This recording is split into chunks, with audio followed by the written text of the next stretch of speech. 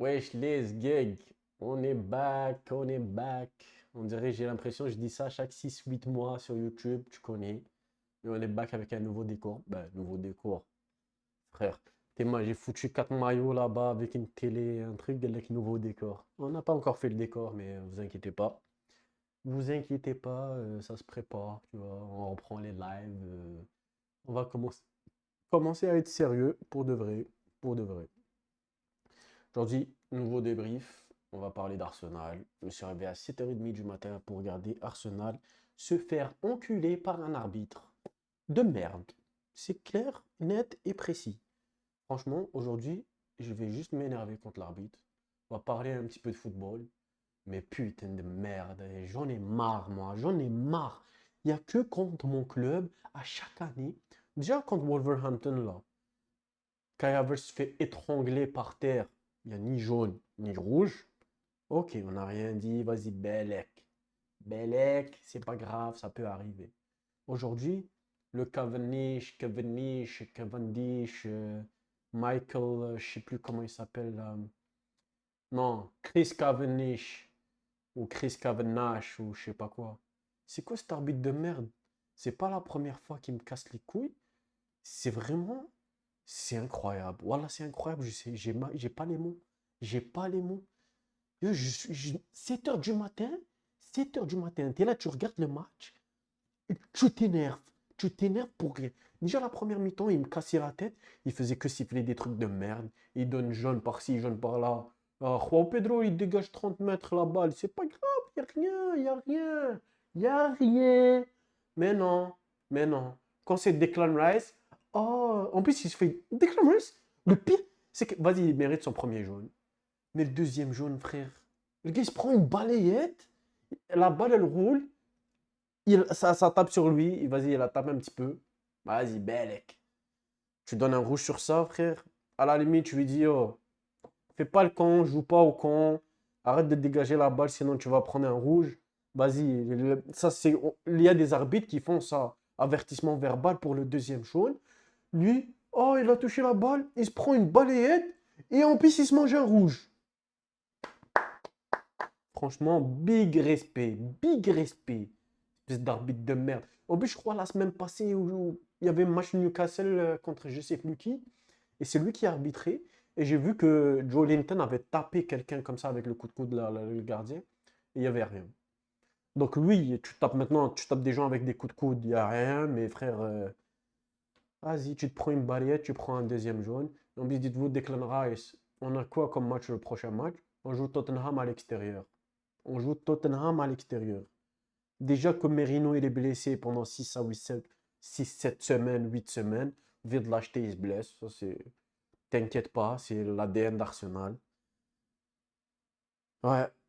Ouais, on est dans la merde, frère. Début de saison, déjà, là, ça me casse les couilles. Franchement, déjà, les deux premiers matchs, on jouait comme de la merde, mais on a gagné. On a réussi à gagner. C'est positif, tu vois. Mais là, aujourd'hui, en plus, le match, il commençait bien. Le match commençait bien jusqu'à que l'arbitre, il commence à faire son trou du cul, là. Franchement, là, je suis déçu. Voilà, je suis déçu, frère. Parce que ça, c'est un 3 points. Yo, c'est stupide, mais c'était un 3 points qui faisait du bien, frère. Juste avant Tottenham. Parce que on a Tottenham et après City directement. Voilà, c'est pas normal, frère. On a Tottenham et City directement. Et là, tu commences à fucking perdre des points déjà, frère. City joue dans 30 minutes, là, ou je sais pas quoi, là. Oh, bordel, bordel, bordel, bordel, bordel, bordel. Bon, on va se calmer. On va parler un petit peu de football maintenant. Parce que là, l'arbitrage, catastrophique, quoi. Comme, en plus, Saka, il a dit après l'interview d'après-match, il a dit, on veut juste de la putain de consistance, de la continuité. Ça veut dire, si tu donnes pas jaune pour ça, eh ben tu donnes pas jaune pour ça. Si tu donnes jaune pour ça, tu peux donner jaune pour ça. C'est pas tu donnes pas jaune ici, mais pour la même action, tu vas donner un jaune. Ah, frère, les arbitres en première ligue, là, ils cassent les couilles, je te jure, ils cassent les couilles. Euh, genre, Revenons au match. Franchement, en plus, les 10 premières minutes, ils étaient terribles. On mettait la pression, on a commencé fort, on avait des occasions. Ah oui, on va revenir encore à l'arbitrage, encore une fois. 10 premières minutes. Je pense que c'était à la 10e minute. Frappe de Ben White. Dunk qui touche la balle de la main. Pas de penalty. Dites-moi pas position naturelle, bras collés. J'en ai rien à foutre. J'en ai absolument rien à foutre. La balle frappe. Elle part en plein Lucas. Il la touche de la main. Il la touche de la main. Il était comme ça. Dis-moi pas position naturelle là. La balle, elle part tout droit dans les filets. Ça, c'est occasion de but. À quel moment tu ne suis pas penalty pour ça? Occasion de position naturelle. Astaghfirullah, maintenant, on va se calmer, frère.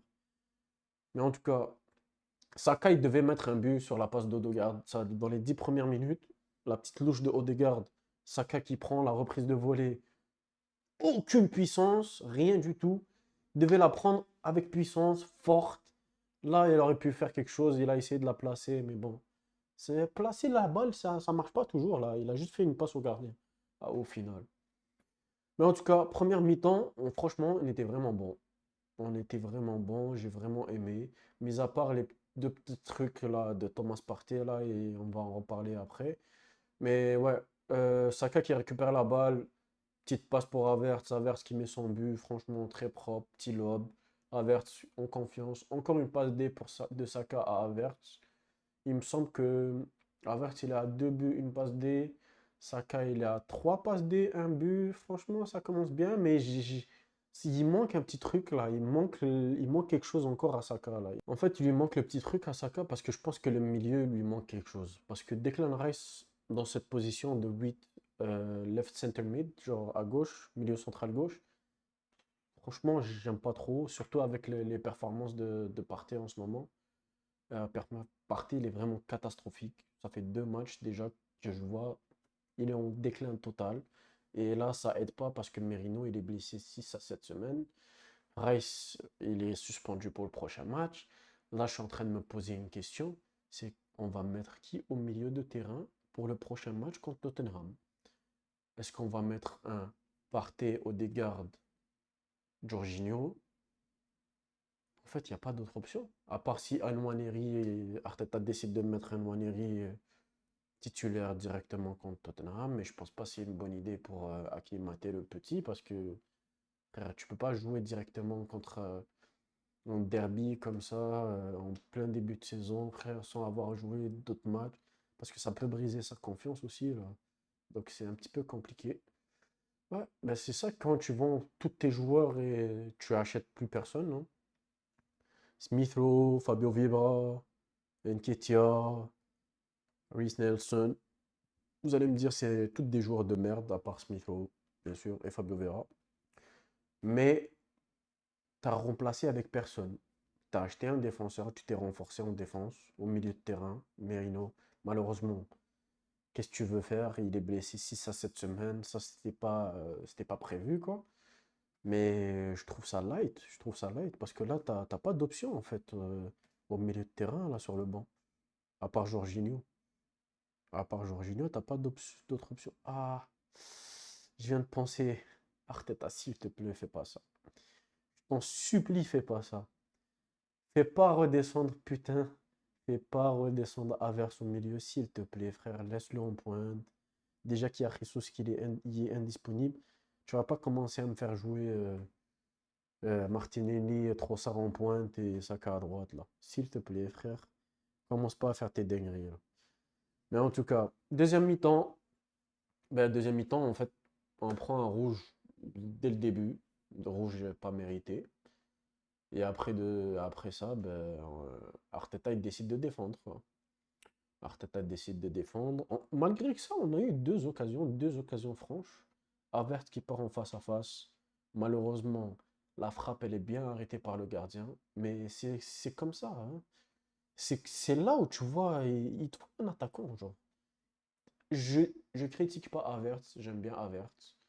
J'aime bien Havertz, mais il te faut un tueur devant les buts, je suis désolé. Tu peux pas faire toute une saison complète avec toutes les matchs de Champions League, Carabao Cup, FA Cup, Premier League. On va avoir 2 matchs par semaine pendant un bon 40 semaines là.